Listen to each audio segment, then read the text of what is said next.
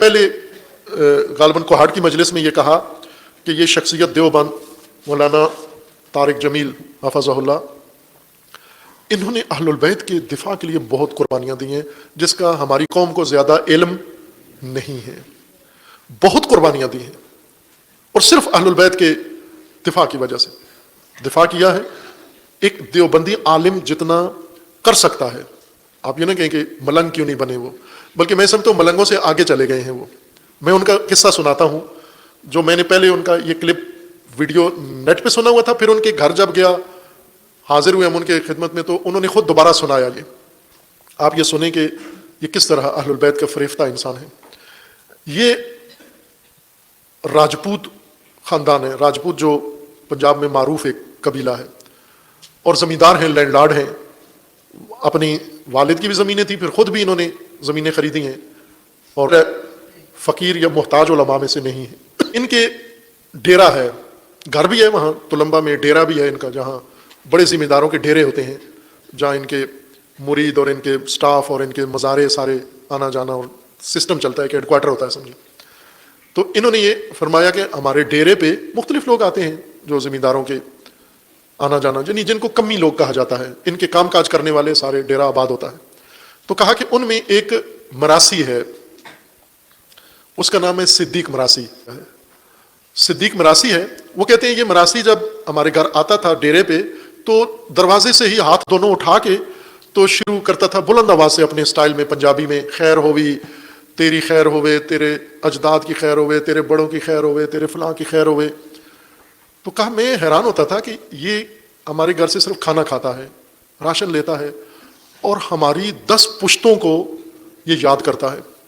صرف ایک کھانا، ایک نوالہ اس کو ملتا ہے، اور اس کے بدلے میں یہ اتنا احسان مند ہوتا ہے کہ یہ ہمارے ساری خاندان کی، ہماری پشتوں کے بھی نام اس کو یاد ہیں، ایک ایک کا نام لے کے بڑے بڑے عزت احترام کے ساتھ کہ اس کی بھی خیر ہو، اس کی بھی خیر ہو، اپنے طریقے سے.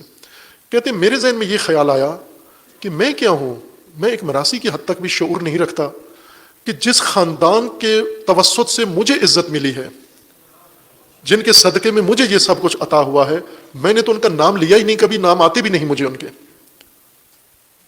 کہا یہ میرے ذہن میں یہ بات آئی، اور پھر میں نے کہا کہ سب پورا شجرہ نسب سادات کا، رسول اللہ کا یاد کیا، اور پھر میں نے وہ پڑھنا شروع کر دیا. اپنے مجالس میں جہاں شروع ہوتا تھا تو اہل البیت کا نام لیتے، پنجتن پاک کا نام لیتے، ائمہ کا نام لیتے ادب کے ساتھ، پھر رسول اللہ، پھر اس کے بعد آل رسول کے بعد اجداد رسول، اور آخر تک حضرت آدم تک کہتے تھے. میں یہ ذکر کرتا تھا، اور طریقہ میرا وہی تھا جو صدیق مراسی کا تھا. اسی طرح میں بھی ہاتھ ہلا ہلا کے اور رسول اللہ کے اجداد اور اہل بیت کا اسی طرح میں نام لیتا تھا.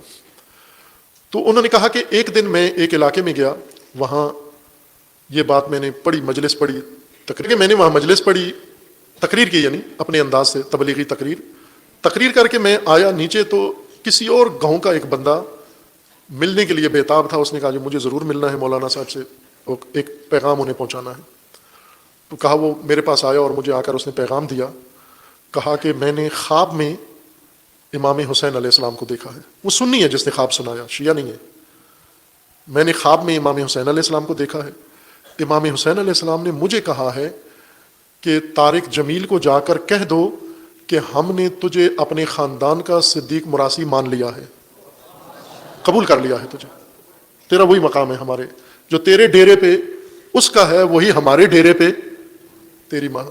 کا میں وہاں بہت لرز گیا اور سنبھلنا مشکل ہو رہا تھا، کیونکہ میں نے یہ جو بات تھی صرف میرے ذہن میں تھی کہ میں صدیق مراسی کی طرح کیوں نہیں کرتا اہل البیت کا، نبی کے خاندان کا ذکر نہیں کرتا، جبکہ یہ ہمارے خاندان کا ذکر کرتا ہے.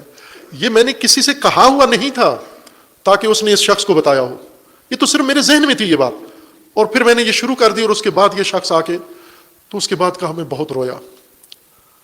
اور پھر اس کے بعد وہ چھپاتے نہیں ہیں، کہتے ہیں میں اس پہ فخر ہے مجھے کہ مجھے اہل البیت نے اپنا مراسی قبول کر لیا، مجھے اپنا ذکر کرنے والا قبول کر لیا. خوب آپ توجہ کریں گے، ایک دیوبندی عالم ہیں، اور پھر انہوں نے کیا اور ڈٹ کے کیا ذکر اہل البیت اپنے مسلک کے لحاظ سے. اب یہ نہ آپ سوچو کہ جس طرح ہم کرتے ہیں اس طرح کیوں نہیں کیا، اپنے مذہب کے لحاظ سے ڈٹ کے کیا. خوب یہ ایک بڑا کام تھا ان کا، اور اس کے پھر انہیں بھگتنا پڑا، بہت کچھ بھگتنا پڑا. آپ کو نہیں معلوم ان کے ساتھ دیوبند مسلک نے کیا کیا، علماء نے کیا کیا، ان کے خلاف کیا کیا، ان کی شخصیت کشی کیسے کی، ان کی کردار کشی کیسے کی، کیا کچھ حملے ان کے اوپر کیے، یہ آپ کو نہیں علم ہے۔